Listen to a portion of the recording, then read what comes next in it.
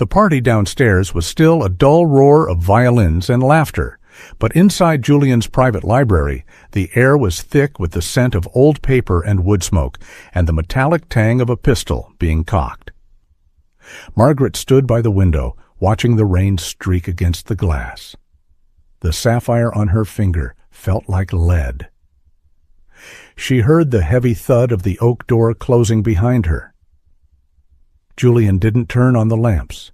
He walked to the decanter of scotch and poured 2 glasses, the amber liquid shimmering in the dying light of the fireplace. "You handled the vipers well," he said, his voice stripped of the performative edge he used in public. "Most women would have wilted under the Countess's gaze. You looked like you were calculating the cost of her necklace." "I was calculating how much it could feed a family of 4 for a year," Margaret replied before she could stop herself. Julian stopped mid-pour. He walked over to her, handing her a glass. "You lied to me earlier.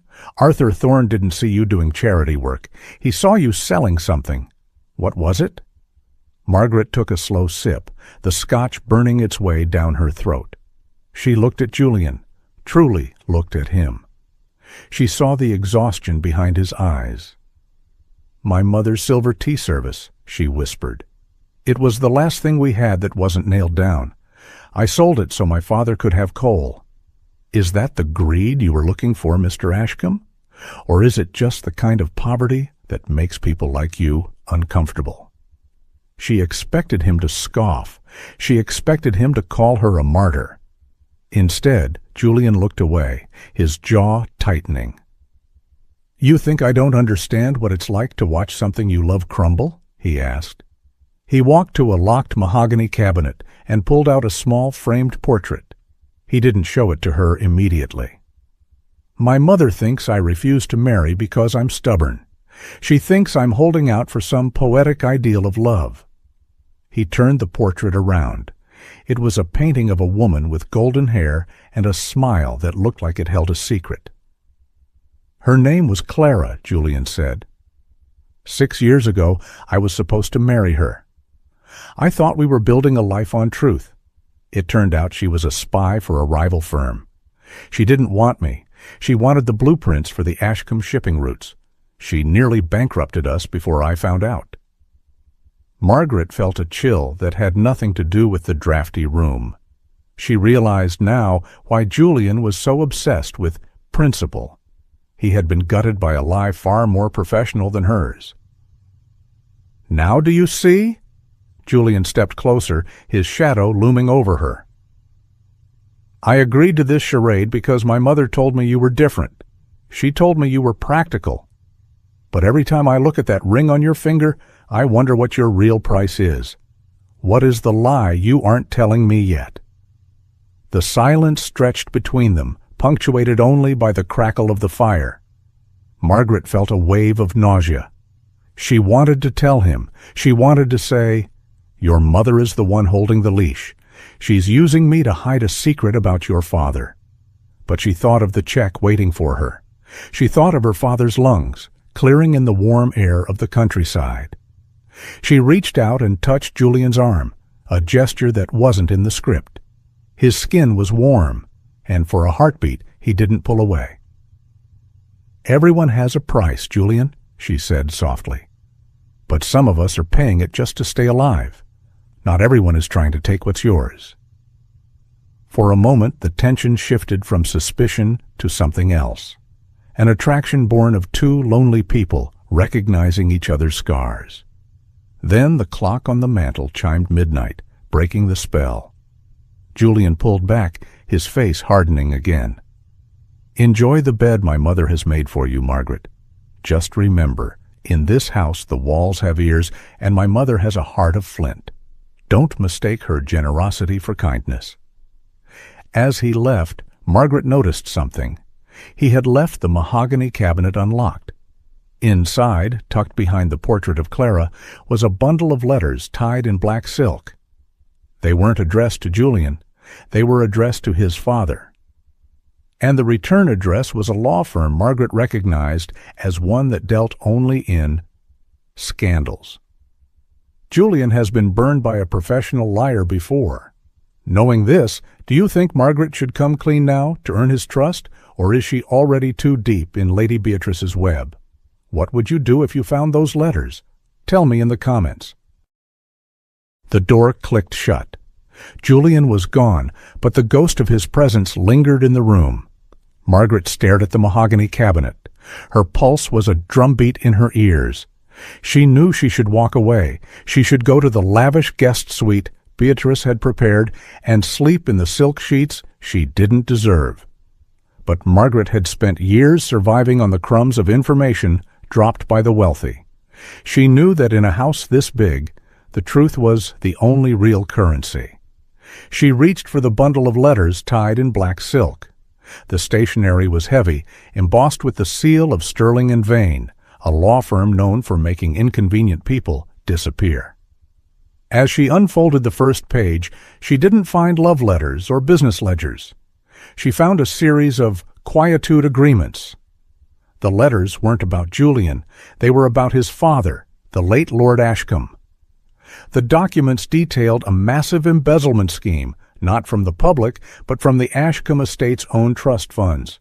If this were to come to light, the principal Julian wouldn't just be humiliated, he would be legally liable for debts that exceeded even the family's vast fortune. Then Margaret saw it, a secondary contract tucked at the very back. It was dated only 2 weeks ago. It was an agreement signed by Lady Beatrice. It stated that upon the marriage of Julian Ashcombe to a woman of suitable discretion, a massive offshore account would be liquidated to cover the missing funds before the annual audit. Margaret's blood ran cold. She wasn't just a fake fiancée, she was the suitable discretion. By marrying Julian, she would be legally witnessing, and therefore complicit in, the final step of a massive cover-up. Beatrice wasn't saving the family name, she was burying a crime. "It's rude to read other people's mail, Margaret."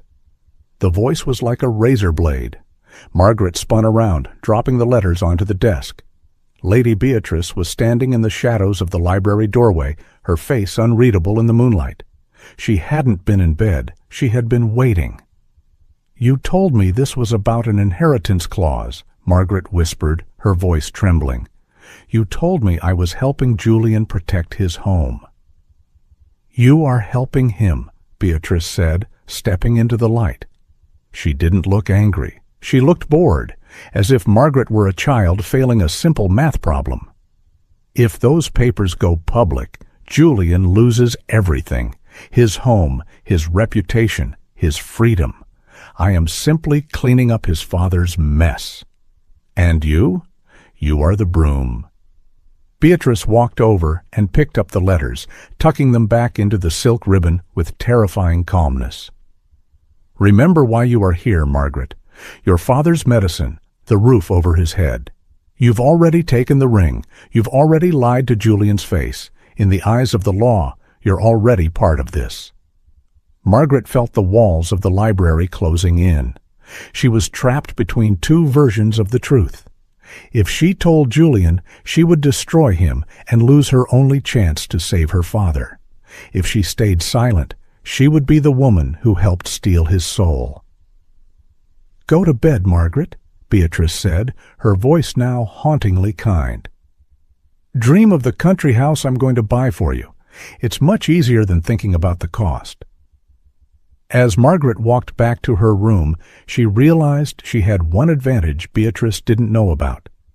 Julian had left the cabinet unlocked. He wanted someone to find the truth. Or perhaps he was testing her one last time. Lady Beatrice just admitted that Margaret is a broom meant to sweep away a crime. If you were Margaret, would you burn those letters to protect your father, or would you risk everything to tell Julian the truth about his own father? This is the ultimate moral crossroads. What's your move? The Ashcombe Manor was a hive of activity. Florists were hauling in thousands of white roses, the symbol of purity that Lady Beatrice had insisted upon. Tomorrow, at the autumn ball, the engagement was to be made official before the highest members of the government. Margaret stood in her bedroom staring at the white silk gown draped over the chair. It looked less like a wedding dress and more like a shroud. Her father had written to her that morning. His handwriting was stronger. He spoke of the new heaters in the house and the food in the pantry. He called her his saving angel. The guilt was a physical weight in her chest, making it hard to draw a full breath. She knew what she had to do. She had the black silk-bound letters hidden in the lining of her cloak. She didn't wait for morning. She went to Julian's study at 2 a.m. He was there, sitting in the dark, a glass of amber liquid untouched on the desk. He didn't look up when she entered. "My mother tells me you've been asking about the estate's offshore holdings," Julian said. His voice was hollow, drained of the fire he'd had just nights before. "I told her you were likely just curious about your future. But you don't have a curious face, Margaret. You have a guilty one." "Julian, look at me," Margaret commanded. He looked up, and the pain in his eyes nearly broke her resolve. "I didn't come here to steal from you," she said, her voice trembling but clear. "And I didn't come here because I'm a practical woman who wants a title. I came here because I was desperate. But there are things worse than being poor." She threw the bundle of letters onto his desk. "Your mother isn't trying to save the family name for you, Julian. She's trying to use me to sign off on the liquidation of funds that your father stole. If I marry you tomorrow, I become a legal shield for a crime. And you become a puppet for a lie that will haunt you forever." Julian ripped the silk ribbon off. He read the documents, his eyes darting across the pages. The silence in the room was deafening. Margaret watched as the man who valued truth above all else saw his entire history dissolve into a series of forged signatures and embezzled trusts. He didn't yell. He didn't throw the glass. He simply stood up, walked to the fireplace, and stared into the dying embers. "She chose you because she thought you were small," Julian whispered. "She thought a girl with holes in her shoes wouldn't have the courage to bite the hand that fed her." He turned back to her, his face a mask of cold fury. "And you? You waited until now, after the roses were ordered, after I started to believe that maybe, for once, something in this house was real?" "I waited because I was afraid," Margaret shouted, the tears finally breaking through. "I have a father who is dying in a house with no heat. I traded my soul for his life. Wouldn't you?" Julian stepped toward her, stopping only inches away. The tension was so thick it felt like it could snap the air. "The money is already in your father's account, Margaret. My mother paid you the first half yesterday. You could have stayed silent. You could have married me, lived in luxury, and let the lie grow until it choked us both. Why tell me now?" Margaret reached out, her hand trembling as she touched the lapel of his coat. "Because I can't look at you and see a lie anymore. I'd rather go back to being invisible than have you look at me and see your mother." The door burst open. Lady Beatrice stood there, her face contorted in a way that stripped away all her elegance. She saw the letters on the desk. She saw the tears on Margaret's face. "You've ruined it," Beatrice hissed at Margaret. "You've destroyed everything I built to protect this boy." "You weren't protecting me, Mother," Julian said, his voice regaining its steel.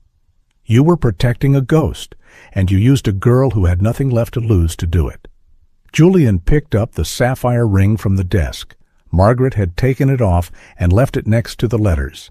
He looked at the stone, then at Margaret, then at his mother. "The announcement tomorrow will happen," Julian stated firmly. Margaret gasped. "Julian, no, you can't." "Oh, it will happen," he continued, his eyes locked on his mother. "But it won't be the announcement you planned. Margaret, get your cloak. We're leaving tonight." Julian just found out his entire life is a lie, and his mother is the architect. He says the announcement is still happening, but not the one she planned. What do you think his move is? Is he going to expose his mother to the world, or is he going to run away with Margaret? Give me your best theories. The autumn ball did not happen. Instead of white roses and champagne, the morning brought a fleet of black carriages to the front of Ashcombe Manor. The vipers and the elite of London arrived only to find the gates locked and a simple, handwritten notice posted on the stone pillars. The engagement between Mr. Julian Ashcombe and Miss Margaret Hale has been dissolved by mutual consent. The Ashcombe family will be entering a period of private transition. Inside the house, the silence was absolute. The servants moved like shadows. Lady Beatrice was confined to her wing, stripped of her keys and her influence. Julian had moved with a surgical precision that Margaret hadn't known he possessed. By sunrise, he had involved a different law firm, one that didn't take bribes, to begin the process of a controlled confession regarding his father's estate. Margaret stood in the grand foyer, wearing her old navy dress. The silk gown was back in the wardrobe. The sapphire ring was back in its velvet box on Julian's desk. She felt lighter than she had in years, even though she was leaving with nothing. Julian found her near the door. He wasn't wearing his formal coat, his sleeves were rolled up, and he looked like a man who had been working through the night to pull a drowning ship back to shore. "The carriage is ready," he said. "It will take you back to Berkeley Street. Your father's debts have been settled. My mother's initial payment to you was made from her personal accounts, not the estate's. I've looked into the legalities. You're under no obligation to return it. It is the price she paid for your silence, though she didn't get what she wanted." "I don't want her money, Julian," Margaret said softly. "Take it," he replied, his voice softening. "Not as a bribe, but as a fine. She stole your peace of mind for weeks. Let her pay for the coal." Margaret turned to the door, but Julian's voice stopped her. "I am losing the manor, Margaret. To fix what my father did, I have to sell most of the holdings. I'll be moving to the northern estate, the one that's mostly sheep and rocky soil. It's honest work, but it's difficult." He stepped closer, his shadow falling across the floor where they had first stood as fiancés. "I don't need a fake wife to shield me from gossip anymore. I'm going to be the gossip of London for the next decade. But I do need someone who can see a lie coming from a mile away. Someone who knows the value of a single pearl and the cost of a secret." He didn't offer her a ring. He offered her a ledger. "I need an estate manager, someone I can trust. The pay is modest, but the air is clean, and there are no vipers. What do you say, Miss Hale? Would you like to stop being invisible and start being essential?" Margaret looked at the ledger, then at the man who had been her pretend love and was now her very real ally. She realized that by refusing to be a broom for Beatrice, she had swept away her own limitations. "I think," Margaret said, a small, genuine smile touching her lips, "that I've had enough ballrooms to last a lifetime. I'd like to see the sheep, Julian." Margaret chose a job and her dignity over a fake marriage and a fortune. "Do you think this is a happily ever after, or is their journey just beginning? Would you have stayed to help Julian rebuild, or would you have taken the money and started a completely new life?" Let's talk about it in the comments. The carriage wheels crunched over the gravel of the Ashcombe Drive one last time. Margaret sat inside, looking out the window as the great stone pillars of the manor faded into the morning mist. She looked down at her hand. The sapphire was gone. Her skin felt light, but her heart felt solid. For the first time in 5 years, she wasn't wondering where her next meal would come from, and she wasn't wondering who she had to pretend to be to get it. She thought of her father. He was already waiting for her at the northern cottage, a small, sturdy place with a hearth that would never go cold. Julian had seen to that. The invisible woman had died in that ballroom. In her place was someone new, someone who had looked into the eyes of the most powerful woman in London and refused to blink. But as the carriage reached the main road, Margaret glanced back at the third-story window of the manor, the window to Lady Beatrice's private rooms. The curtain flickered. Beatrice Ashcombe was not a woman who accepted defeat. She was a woman who simply recalculated her strategy. Julian had won this round, and Margaret had escaped the trap, but the Ashcombe name was still a weight, and the secrets of the past were never truly buried. They were only ever covered in more earth. As the carriage picked up speed, Margaret opened the ledger Julian had given her. Tucked inside the first page was a small, dried white rose from the ballroom floor, and next to it a note in Julian's sharp, decisive handwriting. "Truth is a difficult path, Margaret. I'm glad I'm not walking it alone." The road ahead was steep, and the scandal was only just beginning to break over London. The vipers would talk, the lawyers would circle, and the money would run thin. But for the first time in her life, Margaret Hale wasn't running from the fire. She was the one holding the torch. Margaret has traded a diamond ring for a ledger and a new life, but Lady Beatrice is still watching from that window. Do you think the matriarch will try to ruin Margaret out of spite, or is Julian strong enough to protect her now? If you want to see Part 3, where Margaret and Julian face the fallout of the Great Ashcombe scandal, let me know in the comments. Don't forget to like and share if you think the truth is always worth the price. Thank you for listening to the story of the woman who borrowed a ring and found herself instead. Until next time.